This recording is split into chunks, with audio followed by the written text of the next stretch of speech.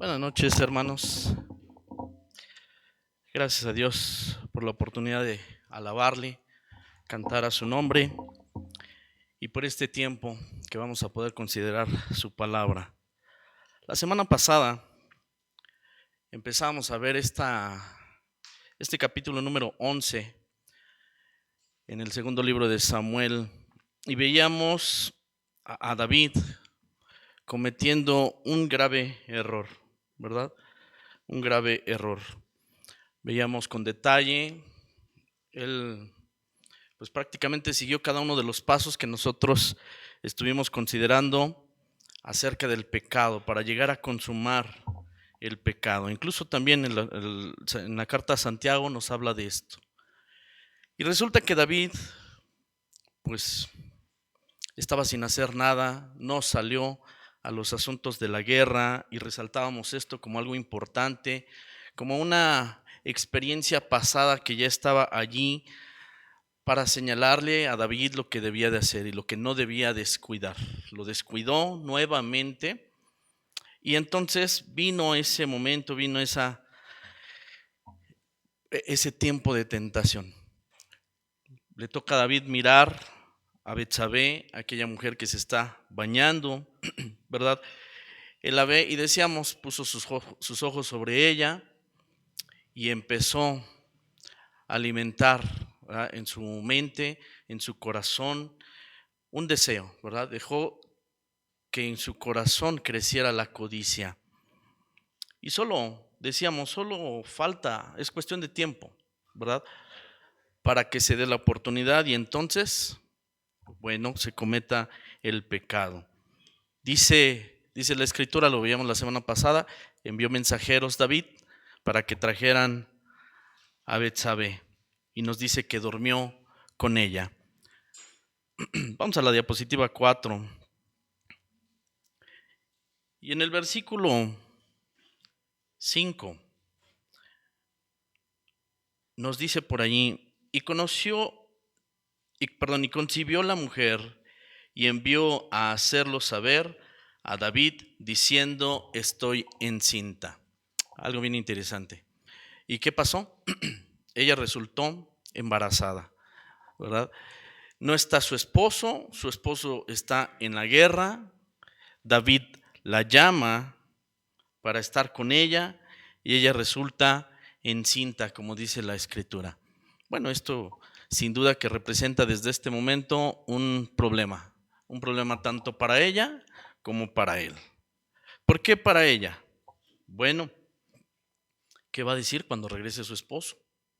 Si regresa mientras aún está embarazada y si regresa después de que haya nacido el pequeño, ¿qué va a decir? Y va a quedar evidenciado precisamente el pecado del adulterio, el pecado cometido. Y se va a enfrentar seguramente a la condena correspondiente por el pecado.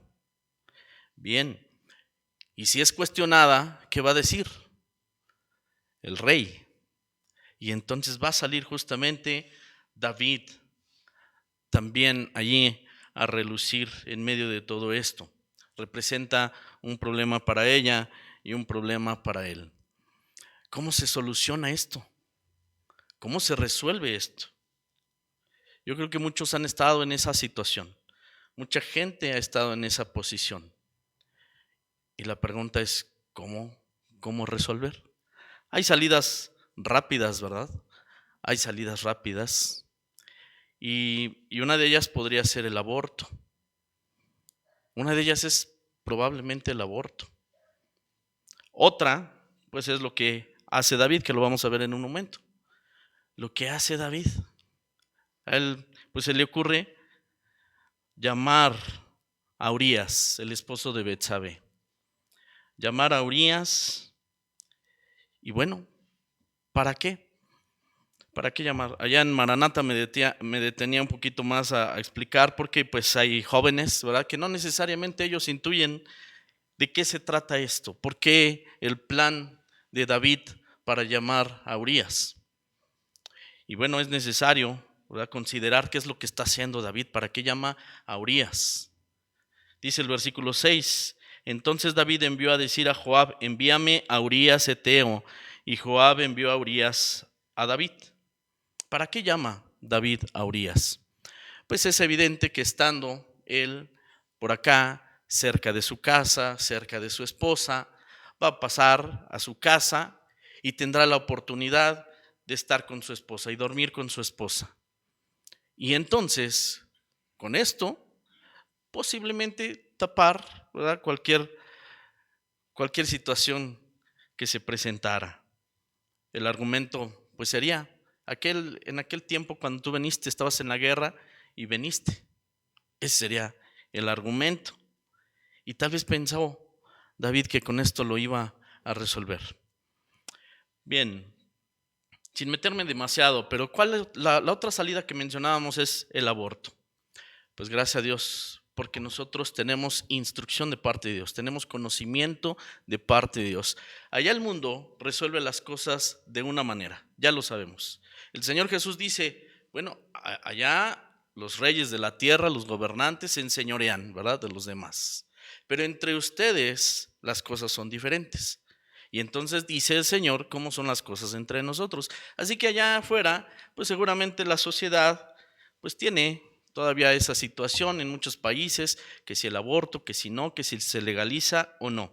Nosotros no necesitamos esperar una respuesta en este sentido de si se legaliza o no se legaliza el aborto. Tenemos una palabra de parte de Dios en cuanto a esto. Y hay muchas situaciones que se pueden dar, ¿verdad? Muchísimas. Sabemos que puede haber muchas variantes en cada caso.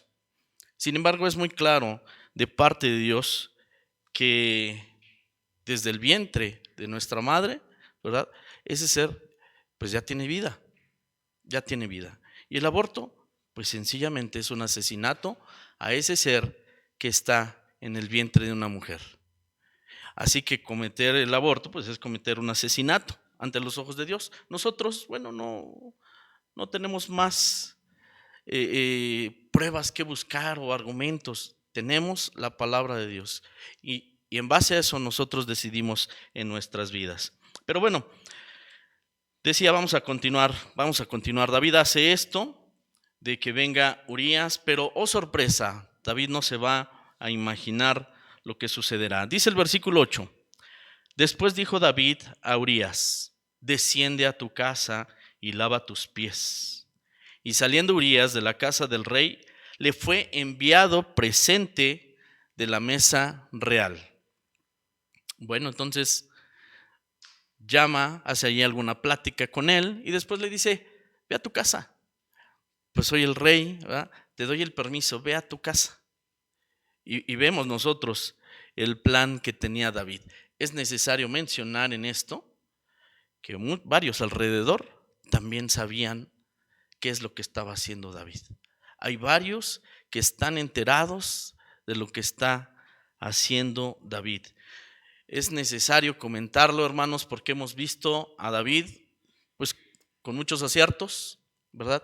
Y hemos visto y hemos escuchado y leído a través de la Escritura que Dios se dirige a David como un varón conforme al corazón de Dios, ¿verdad?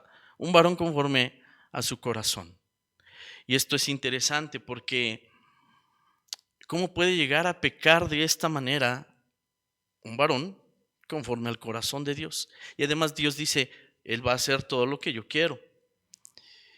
Y llega David a este punto. También ha cometido otros errores, en su momento se han señalado, pero este es grave.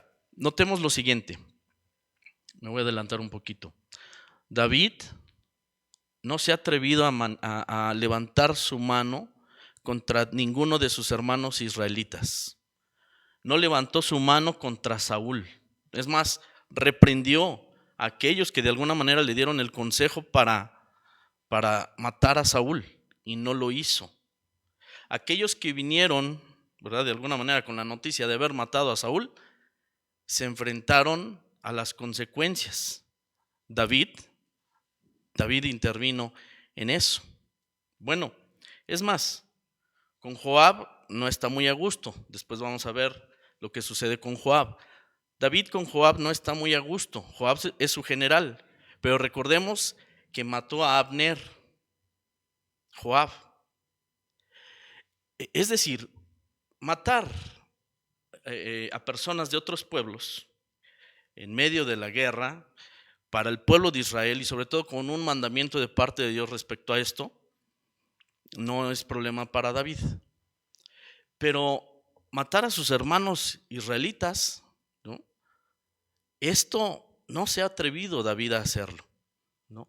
Le pesó en su corazón cuando murieron los sacerdotes, cuando Saúl mandó matar a los sacerdotes. Le pesó en su corazón y hasta se sintió culpable también. Es decir, es una cosa muy diferente para David atreverse a matar a uno de sus hermanos israelitas. Y el pecado que ha cometido lo quiere tapar a toda costa, quiere ocultar lo que ha cometido. Entonces, bueno, esta es una salida, pero vamos a ver hasta dónde va a llegar David. Dice que manda a Urías, ¿verdad? Y le dice, ve a tu casa, lava tus pies, ve, descansa en tu casa. Y la intención de David es que Urías durmiera con su esposa. Pero dice el versículo 9, mas Urías durmió a la puerta de la casa del rey con todos los siervos de su señor y no descendió a su casa. Es la casa real, es una casa muy grande, siervos en esta casa. Entonces había incluso hasta lugares especiales para ellos. Urías no fue a su casa, se quedó ahí en la casa del rey, dice, con todos los siervos de su señor, y no descendió a su casa. Le dan aviso a David esto. Por eso fue importante notar que hay varios alrededor de David que conocen el plan, que conocen lo que David va a hacer al respecto. Y que a lo mejor la posición como rey los detiene a ellos para decirle, esto no está bien. Esto no está bien a los ojos de Dios. No, ellos obedecen, le siguen la corriente, hasta le ayudan, ¿no? Le van a ayudar. Por eso vienen y le avisan, ¿sabes qué? Urías no fue a su casa. El plan que tú estás llevando a cabo no está funcionando. Urías no fue a su casa. Bien, entonces no fue tan fácil. Y Urías es un hombre que piensa dentro de sí mismo, ¿cómo me voy a ir a mi casa?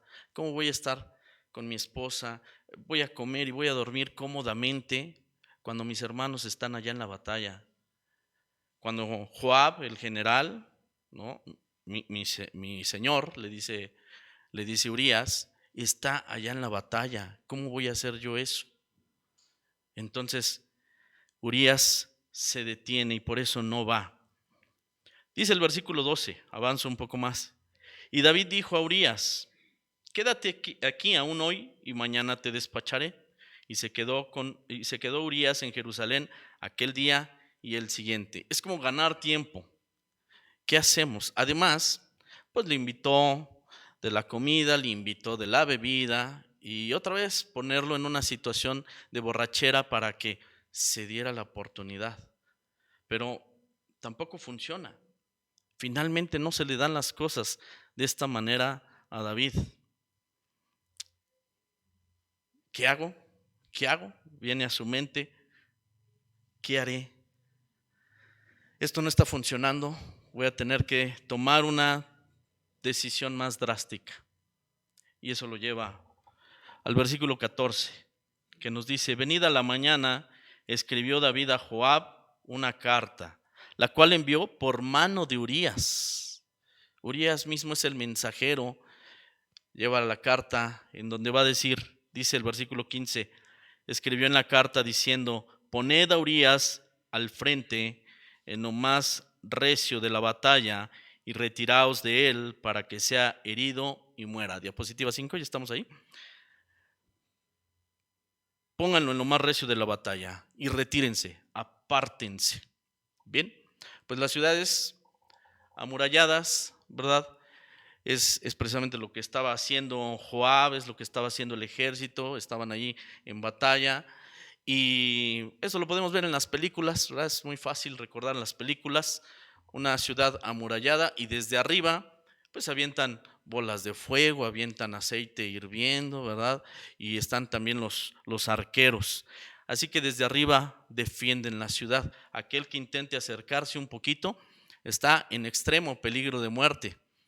Y eso es lo que le dice David a Joab en su carta: ponlo hasta allá al frente, donde está lo más recio de la batalla. Pero miren lo que dice David: y retírense de él para que sea herido y muera. No funcionó la primera, en esta forma tiene que suceder. Y le dice explícitamente qué es lo que quiere David que suceda: que muera Urías. Estamos hablando del pecado que cometió, y en muchas ocasiones, ¿verdad?, se ha dicho: al pecado se le agrega o se le añade más pecado. Un ejemplo: una mentira, ¿verdad? Para ocultarla, ¿qué se necesita?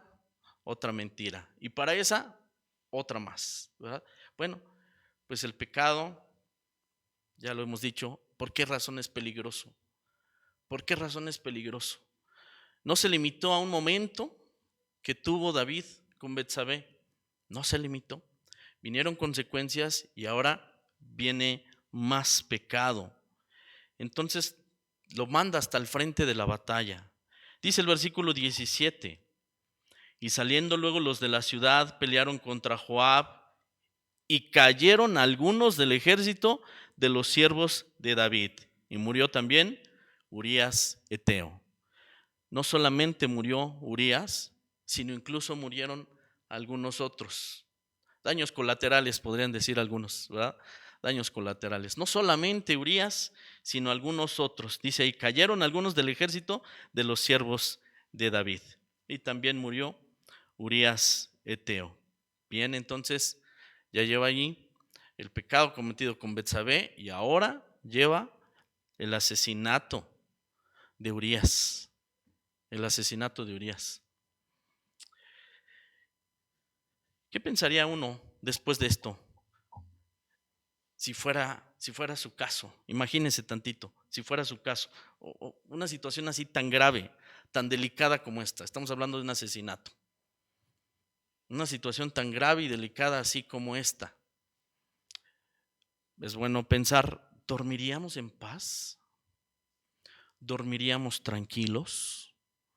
¿Haríamos nuestras actividades de manera normal? Bien, vamos a ver qué es lo que pasa en la vida de David. Dice que fue el mensajero, ¿verdad?, de parte de Joab. Tenía que enterarse David de que sucedieron las cosas, versículo 22. Y este mensajero contó a David todo aquello que Joab le había dicho: tu siervo Urías también ha muerto en la batalla. De esta manera se entera David. Pero fíjense en el versículo 25 las palabras de David. David dijo al mensajero: así le vas a decir a Joab: no tengas pesar por esto, porque la espada consume. Hoy a uno, después a otro. Refuerza tu ataque contra la ciudad hasta que la rindas, y tú aliéntate. Preguntaba: ¿cómo nos sentiríamos? Yo creo que debe de haber en esto una carga muy fuerte en el corazón.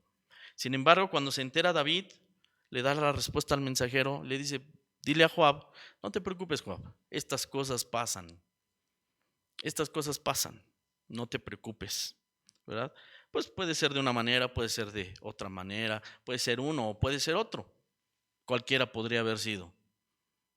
Pero en este caso fue Urías, y por una razón específica. Y simplemente le da el consejo: refuerza tu ataque contra la ciudad, ¿verdad?, hasta que la rindas. Y adelante, sigue adelante, ánimo, casi le dice, ¿verdad? Notamos en este momento una preocupación en David. Pareciera que no. No hay una preocupación. No veo en estas palabras un David como aquel David que le pesó en su corazón la muerte de los sacerdotes.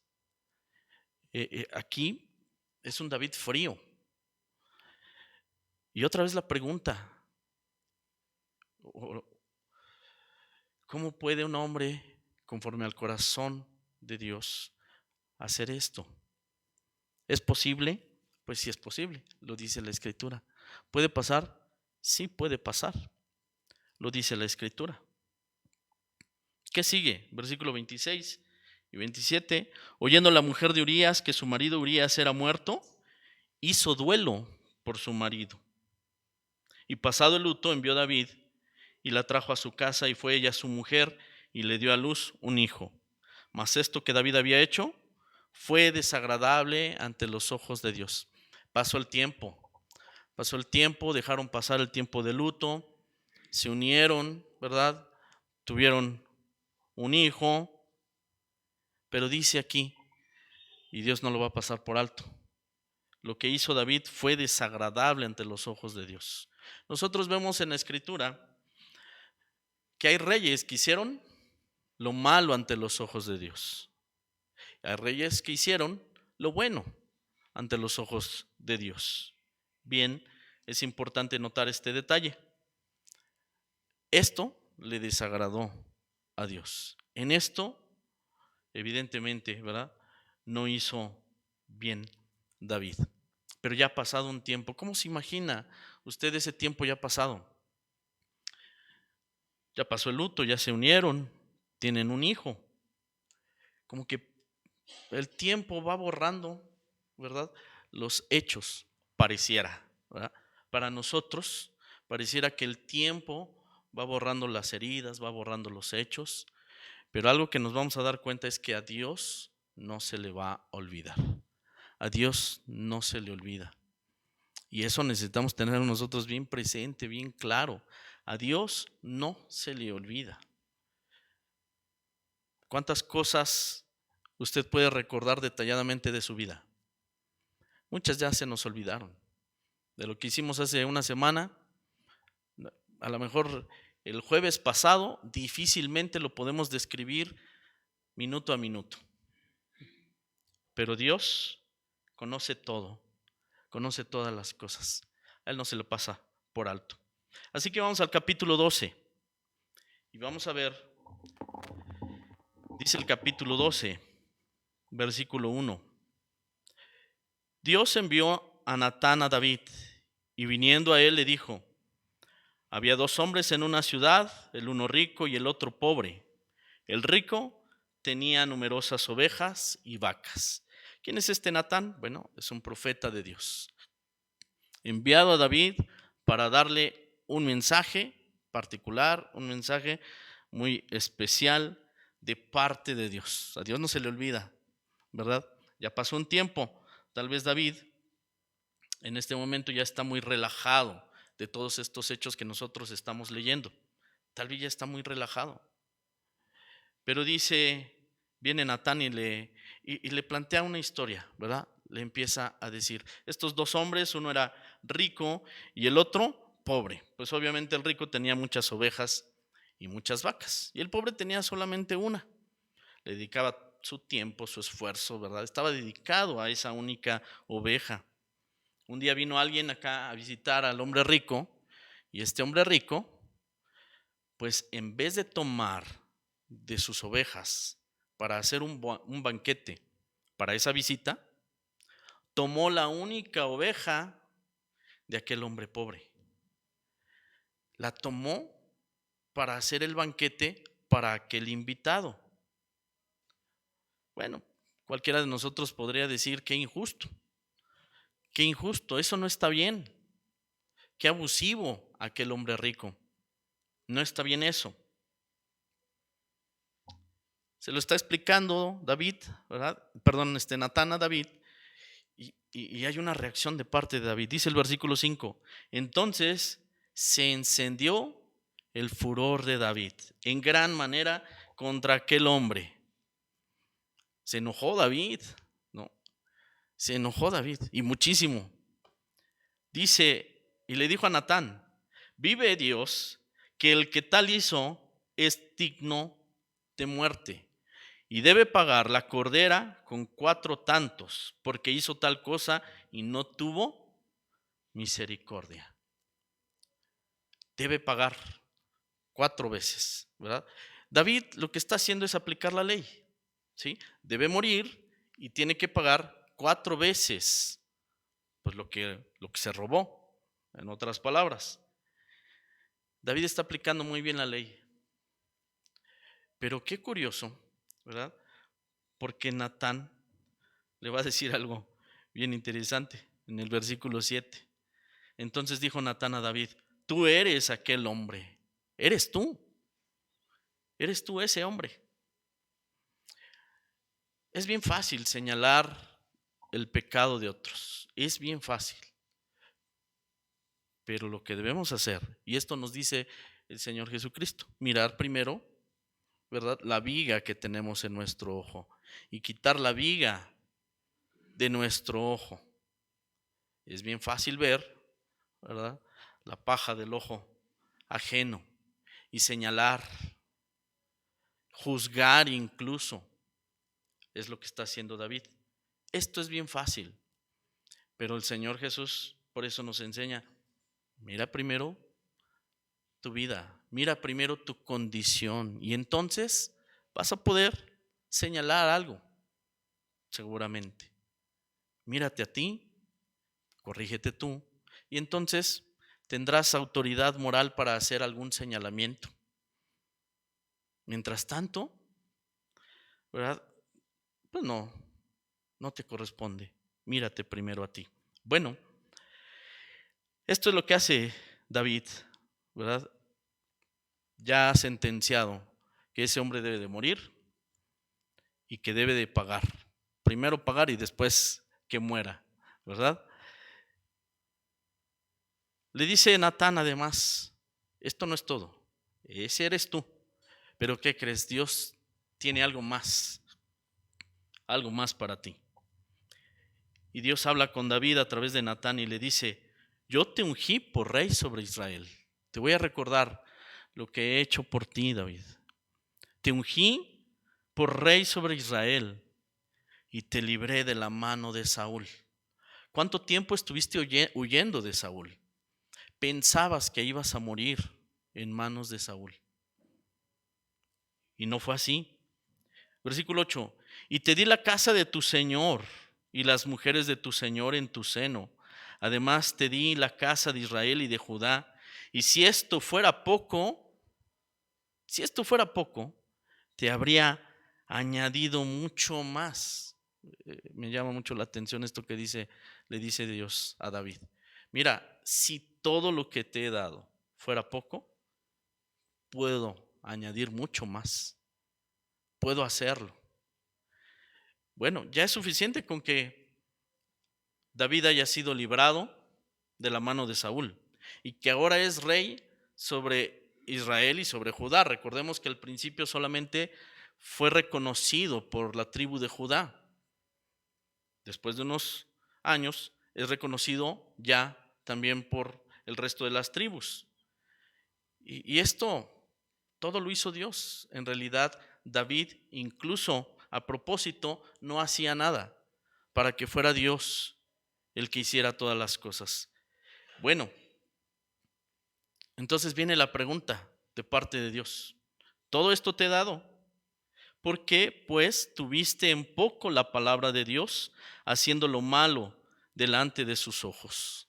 A Urías Heteo heriste a espada y tomaste por mujer a su mujer, y a él lo mataste con la espada de los hijos de Amón. Por lo cual ahora, bueno, ahí me detengo, le dice detalladamente lo que hizo David, dándole testimonio y a nosotros también de que a Dios no se le pasa nada. A Dios no se le pasa nada. Y que el hecho de que pase a veces el tiempo después de ese pecado cometido no significa que Dios haya estado de acuerdo con David. Vendrán consecuencias. Se ha dicho, Dios no tolera el pecado. Dios no tolera el pecado y por eso la paga del pecado es muerte. Entonces lo que hizo no será tan sencillo. Además, por otro lado, eres el rey. Eres el rey. junto con los sacerdotes, ¿verdad? Sin duda alguna, quien debía de dar testimonio, de caminar rectamente ante los ojos de Dios. Así que dice el versículo 10, estas son las consecuencias. Por lo cual ahora no se apartará jamás de tu casa la espada, por cuanto me menospreciaste y tomaste la mujer de Urías, Eteo, para que fuese tu mujer. No se apartará jamás de tu casa la espada. No habrá paz, habrá guerra, habrá conflictos, habrá dificultades siempre. David sabía lo que es estar huyendo, ¿no? Estar huyendo de Saúl, dormir en cuevas, padecer hambre. ¿Se acuerdan que mandó a pedir a la casa de Nabal alimento? David sabe qué representa todo esto y no poder estar en un lugar fijo y tener que huir de un lugar a otro. Bastante difícil esa situación. Y ahora, finalmente, está como rey, tiene su casa real y tiene la posibilidad de estar en paz, gobernar en paz, haciendo lo que tuviera que hacer, ¿verdad? Pero esto ya no va a suceder para David. Esto ya no va a suceder. Y le hace saber Dios por qué. No se apartará jamás de tu casa la espada. Me menospreciaste a mí. No solamente es el pecado que hayas cometido ahí con Betsabé, con Urías.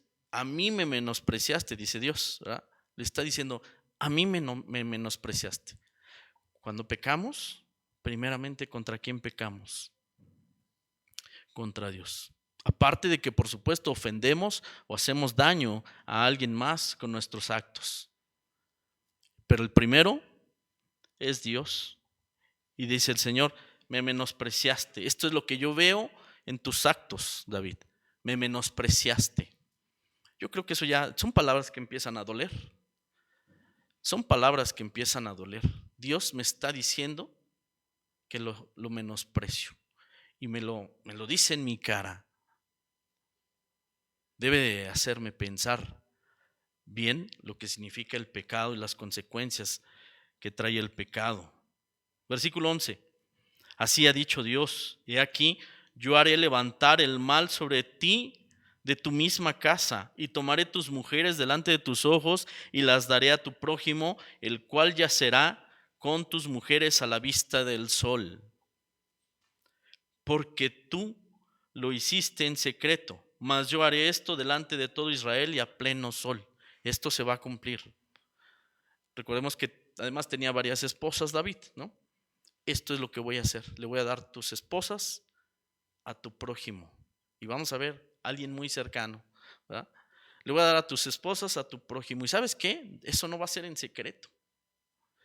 Eso no va a ser en secreto. De tal manera que vas a resultar avergonzado de todo esto. Vas a resultar avergonzado.